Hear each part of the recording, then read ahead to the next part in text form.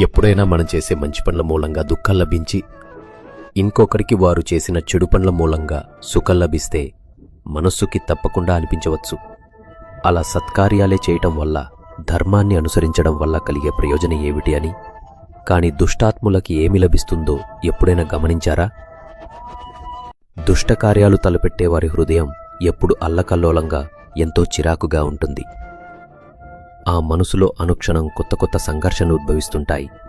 అపనమ్మకం వారిని జీవితాంతం వెంటాడుతూ ఉంటుంది. ఇదేనా సుఖమంటే? అయితే ధర్మ మార్గమును నడిచేవారు, సత్కర్మలు చేసేవారు, సచ్చిలురైన వ్యక్తుల మనసులు సర్వదా ప్రశాంతంగా ఉంటాయి. పరిస్థితులు ఏవీ వారి జీవన గమనంలో బాధాకరంగా ఉండవు. సమాజంలో గౌరవ మర్యాదలు, మనసుకి సంతోషం లభిస్తాయి వారికి. అనగా సత్ప్రవర్తన అన్నది భవిష్యత్తులో లభించే సుఖాలకు మార్గం కాదు. సుఖానికి నిర్వచనమే సత్ప్రవర్తన. అదేవిధంగా దుష్ప్రవర్తన అన్నది భవిష్యత్తులో ఎదురయ్యే దుఃఖాలకు మార్గం కాదు.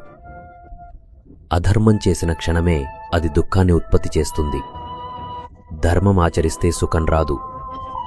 ధర్మానికి మరో పేరే సుఖం.